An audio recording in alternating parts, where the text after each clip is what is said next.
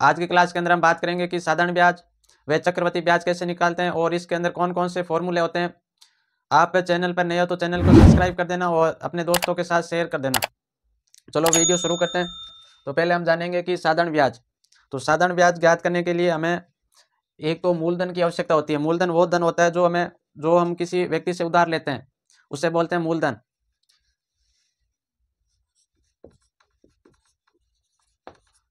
मूलधन को हम पी से और लिखते हैं। मूलधन वो होता है जो हम किसी व्यक्ति से उधार राशि लेते हैं, उसे मूलधन कहते हैं। और मूलधन पर हम चक्रवृद्धि ब्याज या साधारण ब्याज निकालते हैं। और एक साधारण ब्याज के अंदर होती है दर, रेंट, जिसको हम आर से और लिखते हैं। दर यानी कि जैसे मैंने किसी से राशि उधार ली और जो हम मैंने 5% की दर से या 10% की दर से जो हमने प्रतिशत से राशि उधार ली उसे बोलते हैं दर। और समय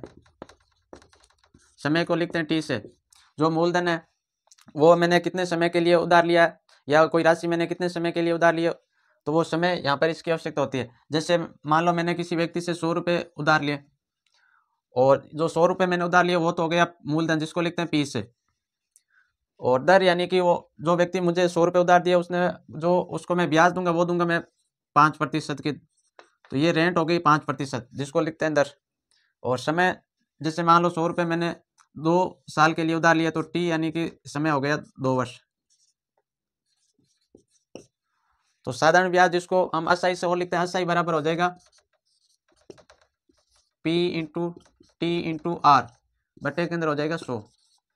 या फिर इसको लिखे तो ये हो जाएगा आपके पी यानी कि मूलधन इंटू टी यानी कि समय और आर यानी कि आपका हो जाएगी दर, बटे के अंदर आ जाएगा 100। यह आपके साधारण ब्याज ज्ञात करने का सूत्र होता है।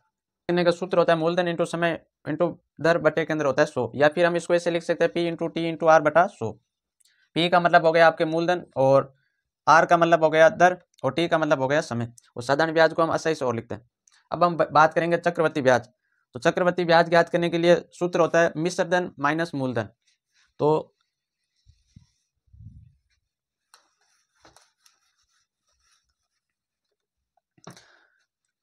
चक्रवृद्धि ब्याज जिसको लिखते हैं सीआई से।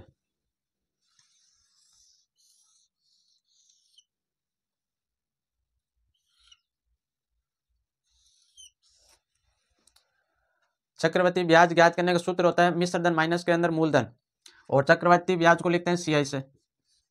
तो सीआई बराबर होता है मिश्र धन को लिखते हैं ए से और माइनस के अंदर हो जाएगा मूलधन को लिखते हैं पी से। यह चक्रवृद्धि ब्याज ज्ञात करने का सूत्र होता है कि मिश्र धन माइनस के अंदर होता है मूलधन।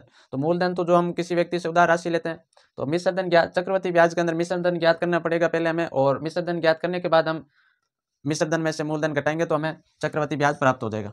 तो मिश्र धन ज्ञात करने का सूत्र होता है, मिश्र धन को हम लिखते हैं ए से। तो ए बराबर हो जाएगा मूलधन इंटू के अंदर फिर कोष्टक के अंदर 1 प्लस दर बटे के अंदर 100 और यहाँ पर हो जाएगा समय। ये मिश्र धन ज्ञात करने का सूत्र होता है मूलधन इंटू 1 प्लस दर बटा 100 और घात के अंदर समय।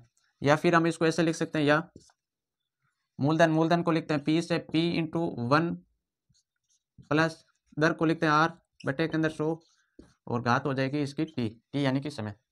ये आपके मिश्र धन ज्ञात करने का सूत्र होता है। जब भी हमें चक्रवृद्धि ब्याज ज्ञात करने को बोले तो सबसे पहले हम मिश्र धन ज्ञात करेंगे। मिश्र धन ज्ञात करने के बाद हम मिश्र धन में से मूलधन घटाएंगे तो हमें चक्रवृद्धि ब्याज प्राप्त हो जाएगा। और साधारण ब्याज ज्ञात करने के लिए हम सीधे इस फॉर्मूले में रखेंगे और सीधा साधारण ब्याज प्राप्त हो जाएगा। इस प्रकार हम चक्रवृद्धि ब्याज या साधारण ब्याज ज्ञात कर सकते हैं। आप चैनल पर नए हो तो चैनल को सब्सक्राइब कर लेना और दोस्तों के साथ शेयर कर देना।